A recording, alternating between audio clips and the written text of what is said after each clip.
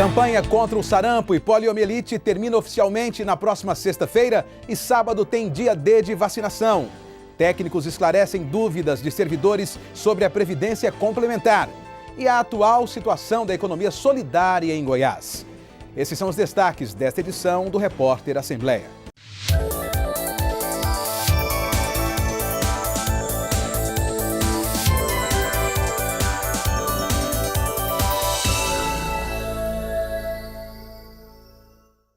Técnicos da Fundação da Previcom, Previdência Complementar do Brasil Central, estiveram na Assembleia a pedido da Diretoria de Gestão de Pessoas.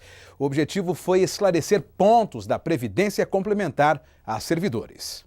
O especialista da Previcom BRC, Ricardo Mangelli, veio à Assembleia Legislativa de Goiás a convite da Diretoria de Recursos Humanos para tirar dúvidas e explicar como funciona o regime da Previdência Complementar, que permite ao servidor público efetivo poupar recursos em uma conta própria para complementar seus rendimentos quando aposentar. Realmente isso é um convênio realizado entre a Assembleia Legislativa do Estado de Goiás e a Previcom. E nós trouxemos os profissionais da Previcom para estarem explanando isso, tirando as dúvidas, esclarecendo dúvidas que ocorreram através da primeira reunião que nós fizemos entre o Poder Legislativo e a Previcom. São servidores que entraram a partir de julho de 2017 que podem ou não optar pela Previdência, através da Previcom. Isso foi realizado, a Procuradoria da Casa e a Previcom fizeram um contrato, um convênio, onde o servidor do Legislativo vai poder estar participando caso queira. E nós fizemos uma primeira reunião, hoje nós estamos providenciando uma segunda reunião para dirimir, para tirar dúvidas existentes, dúvidas que o servidor do Poder Legislativo vem tendo e nos procurando. Nós chamamos o pessoal da Previcom para estar esclarecendo esses casos.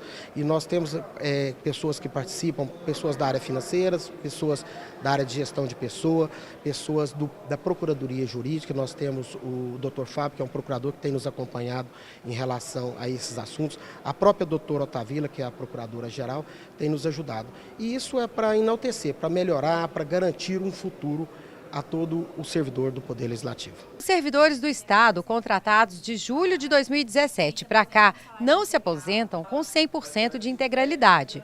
O teto é de R$ 5.645 e a contribuição é uma média de 80% dos maiores salários recebidos ao longo da carreira. O Previcom é um regime opcional, justamente para complementar a aposentadoria. O regime não é obrigatório e pode ser estendido a todos os servidores, independentemente da data de contratação. Então, porque a Constituição Federal, desde a emenda 20 de 98, já tinha a previsão, facultando aos estados instituir o regime de previdência complementar. E uma vez instituído o regime de previdência complementar, os servidores efetivos estariam sujeitos ao teto, limitados ao teto do regime geral. Hoje o novo servidor, o servidor que entrou a partir de 7 de 7 de 2017, ele está limitado ao teto do RGPS. Um novo cenário nacional. Já está em projeto, já está em tramitação na Câmara também a instituição para todos os estados e municípios, não só alguns estados da federação. Então, como o servidor está limitado ao teto do RGPS, ele precisa ter mecanismos para suprir essa necessidade, no caso de uma invalidez, no caso de pensão e principalmente no caso de sobrevivência, que é chegar ao se aposentar e ter o ganho que ele tinha no decorrer do período laboral dele. Então, a gente precisa suprir essa necessidade. E a Previcom, que foi instituída pelo Estado também, vem com essa finalidade de garantir a renda que ele teve durante seu período laboral todo e não perca a qualidade de vida, não perca poder de compra. Então, essa é a finalidade da Previcom, de garantir de forma segura, das formas previstas em lei, de acordo com o regulamento, de acordo com as regras do órgão regulador, que é a Previc, e garantir para ele essa aposentadoria dentro da integralidade ou até superior, na maioria dos casos até superior. Tudo depende de uma análise de perfil de cada servidor. Mas o servidor não precisa achar que ele está limitado ao teto, que ele teve uma perda, pelo contrário. Às vezes ele vai contribuir a mesma coisa ou até menos para ter uma aposentadoria maior no futuro. As dúvidas que eu trouxe foram esclarecidas. Eu acho que o assunto, por ser um pouco complexo, ainda vai render um pouco mais de dúvidas, São muitos detalhes e a gente tem que ver caso a caso os tipos de regime de trabalho de cada servidor, né? Quem entrou antes de 2017, quem entrou depois, tudo isso vai impactar nas diferenças desse regime de previdência, né? Mas eu saí um pouco esclarecido com as minhas dúvidas e acredito que a gente vai ter mais oportunidade de conversar sobre isso. Com o objetivo de reforçar as ações no combate ao fumo, neste 29 de agosto, data nacional de combate, foram feitas ações em todo o Brasil.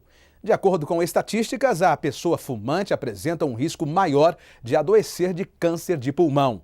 Sobre esse assunto, a repórter Edrisa Borges falou com o médico e parlamentar, deputado Hélio de Souza. Para falar sobre o Dia Nacional de Combate ao Fumo, eu converso agora com o deputado Dr. Hélio, ele que é clínico geral. Deputado, qual a importância desse tipo de dia para se lembrar, então, o combate ao tabagismo? Na verdade, é fundamental que se faça e que se mude a cultura da nossa população. Nós sabemos o quanto o cigarro é maléfico, mas infelizmente, talvez que pela maneira que a mídia apresenta esses produtos, eles atraem pessoas que, ao tomar essa decisão de serem tabagistas, estão iniciando um processo de condenação para a morte. Eu, acadêmico de medicina, no primeiro ano, curso de anatomia, eu pude ter a oportunidade de saber a agressão que o cigarro, através da fumaça e todos os seus produtos, fazem no pulmão. Você vê anatomicamente um pulmão de um tabagista e de outra pessoa que não fumava, realmente é algo que fica marcado. As pessoas que fumam, o pulmão fica totalmente destruído, escuro, com uma secreção que com certeza provoca todo tipo de irritação e de toda dificuldade respiratória. E mais do que isso, o cigarro, ao longo do tempo, provoca todas as doenças que nós podemos aí evitar e que levam à morte, a principal delas, o câncer. A economia solidária tem sido apontada como boa prática de fomento para o desenvolvimento das regiões e diminuição da desigualdade social. Aqui em Goiás, o deputado Humberto Aidar apresentou o projeto de criação da Semana Estadual de Economia Solidária na intenção de estimular este setor. O desemprego registrado no primeiro trimestre deste ano aumentou em relação aos 3 últimos meses de 2017. No Centro-Oeste, por exemplo, isso significou 98 mil pessoas a mais sem ocupação. Além do desemprego, a informalidade também cresceu. É que o número de empregados do setor privado sem carteira assinada aumentou quase 3%. Os dados do IBGE dão ideia do tamanho do problema.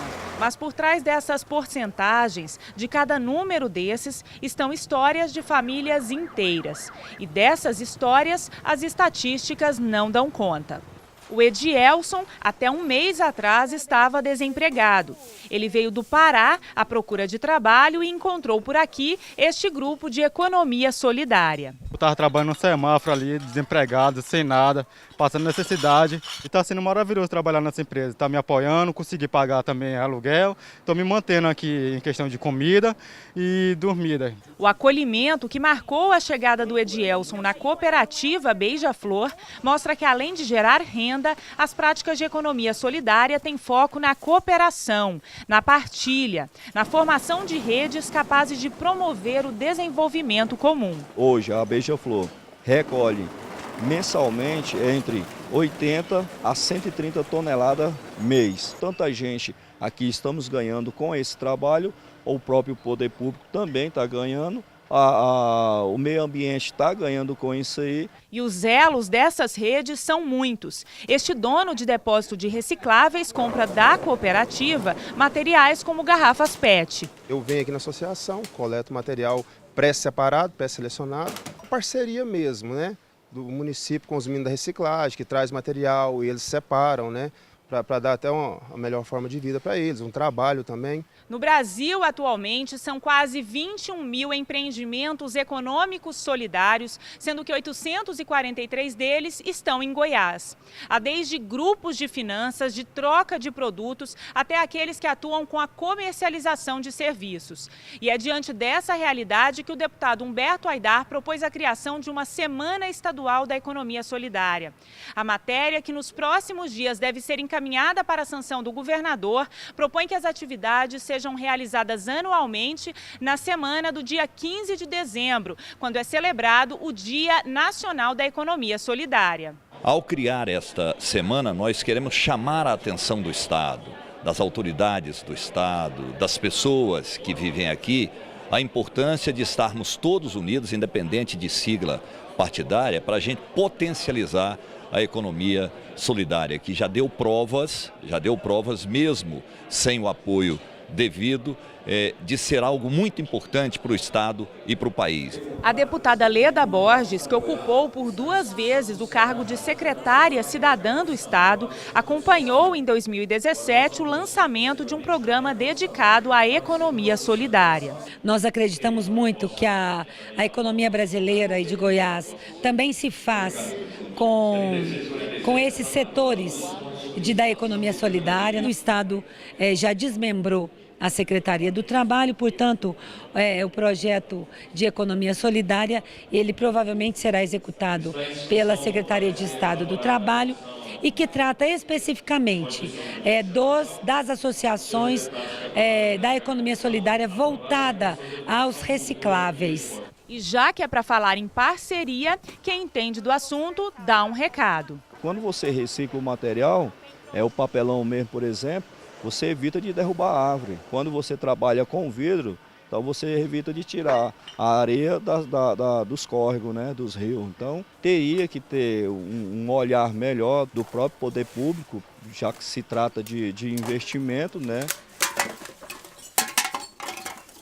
E a campanha de vacinação contra sarampo e poliomielite, iniciada no dia 6 de agosto, segue até a próxima sexta-feira, dia 31. Aqui em Goiás, o dia D vai ocorrer no sábado, dia 1º de setembro, com a ideia de buscar alcançar a meta de imunização.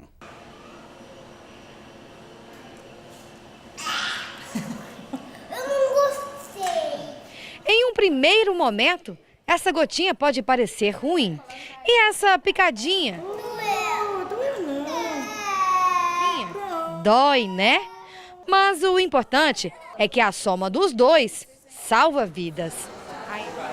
E quando vem acompanhado com gestos de carinho, como o da pequena Rebeca com a irmãzinha dela, Helena, a gente entende o real conceito de família. A importância é que elas ficam sempre com a saúde bem e que não venham adquirir nenhuma doença. É o cuidado aqui em família? Isso, é o cuidado em família, tá meu esposo e minhas 2 filhas. E falando em carinho, proteção, especialmente daqueles de quem a gente gosta e que ainda precisa de todo o nosso cuidado, a data para a finalização da campanha nacional de vacinação contra a poliomielite e o sarampo está chegando. O dia D acontece no dia 1º de setembro. Tanto a polio quanto o sarampo pode ocasionar esse adoecimento e morte. O sarampo é uma doença grave, infecto-contagiosa. A transmissão é muito fácil, porque é via respiratória. Então, eu conversando com você aqui, eu posso transmitir a doença, né, o sarampo. E o sarampo é uma doença exantemática, causa conjuntivite, coriza, mal-estar, febre. Então, é uma doença que transmite rapidamente. A polio é uma doença que ela causa a paralisia, né, conhecida como paralisia infantil. E aí é o adoecimento e sequelas e morte. Até agora, a meta do governo federal de vacinar 95% das crianças entre 1 e 5 anos de idade não foi cumprida. Em Goiás, há 3 dias do encerramento da campanha, se tem infância, tem vacinação, cerca de 70% das crianças foram vacinadas. Dados das secretarias municipais de saúde mostram que até o dia 28 de agosto foram administradas 273 mil doses de vacinas poliomielite, ou seja, 74% foram vacinadas. Estamos no 8º lugar no ranking dos estados. Sobre o sarampo, 269 mil doses de vacinas foram aplicadas, chegando a 73% de cobertura, ocupando assim o 10º lugar no ranking brasileiro. Tanto o sarampo como a poliomielite, que eram doenças consideradas erradicadas no Brasil, mas que ultimamente está aparecendo casos isolados. Não é necessário que tenha medo de reação da vacina, né? A vacina é amplamente segura, é feita no mundo inteiro, então é necessário que os pais cuidem de seus filhos, levando ao posto de saúde para vacinar, tanto para a poliomielite como para o sarampo. A campanha, que teve início no dia 6 de agosto, está chegando ao fim, mas ainda dá tempo de proteger os nossos pequenos. Imunizar, né, para não ter nenhum perigo, né? Neste 29 de agosto, dia D de conscientização da diálise, várias manifestações no país marcaram a data. Aqui na Casa do Povo, alguns manifestantes também estiveram para reivindicar reajuste dos valores repassados pelo SUS. O dia D da diálise, comemorado no dia 29 de agosto, foi marcado por protestos simultâneos em todo o país. Em Goiânia, manifestantes estiveram na Assembleia Legislativa para reivindicar o reajuste dos valores repassados pelo Sistema Único de Saúde às clínicas que realizam hemodiálise. Atualmente, o SUS repassa R$ 195 para pagar um procedimento que custa R$ 260. A gente está reivindicando um olhar da população e um olhar do governo, principalmente do governo federal, para esse tratamento. É um tratamento considerado de alto custo e sem ele a sobrevida dos pacientes não é possível. A gente tem mais de 140 mil pacientes no Brasil que sobrevivem graças à hemodiálise. Aquilo que o governo paga atualmente não chega a R$ 200 e aquilo que a gente gasta efetivamente por sessão já ultrapassa os R$ 260. Então está ficando muito difícil a nossa sobrevivência. Em Goiânia, apenas 12 clínicas ofertam o procedimento a mais de 2.000 pessoas. Com reajustes paralisados há mais de 5 anos, algumas clínicas já encontram dificuldades em ofertar o serviço, o que pode significar sérios riscos aos pacientes.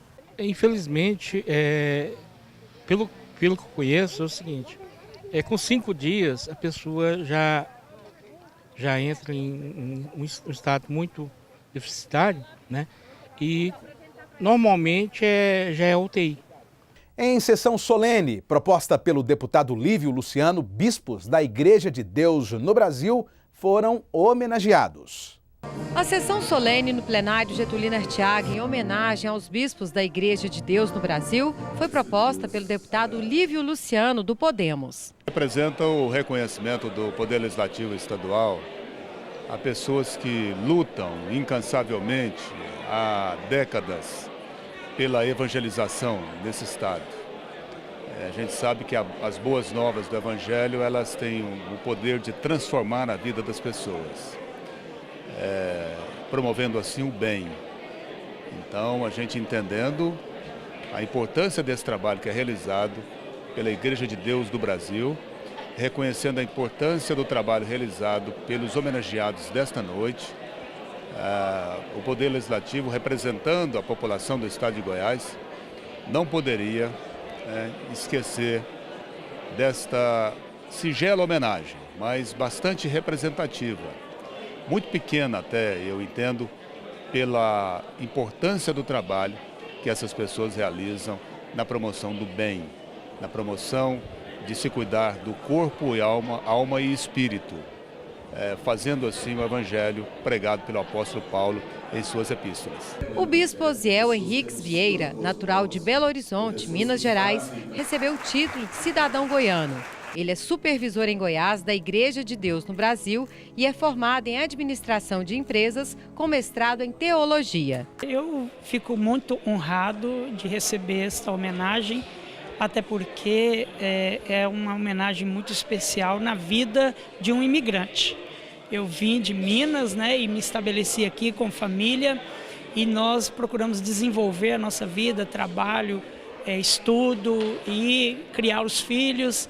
Então, de fato, se tornar cidadão goiano é uma dupla cidadania estatal dentro do nosso país. É uma honra. Os bispos Iraci Meireles, Jonismar de Paula, José Quirino, Juliano de Souza, Reinaldo Moraes, Silvio Roberto, Uzimael Gonçalves e Samuel Alves Silva ainda foram homenageados com a medalha Pedro Ludovico Teixeira. Não deixa de ser extremamente salutar, é interessante quando um órgão como a Assembleia Legislativa reconhece o trabalho de um ministério como a Igreja de Deus.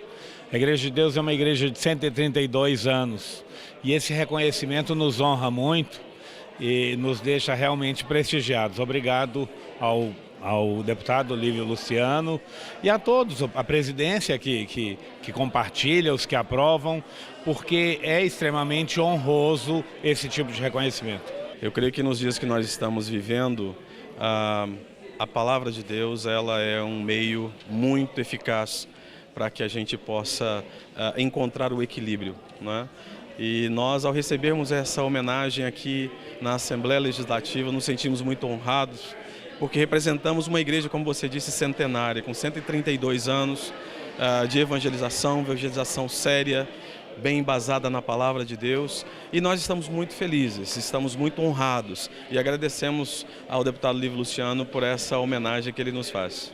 E esta edição do Repórter Assembleia termina aqui. Continue com nossa programação e até mais.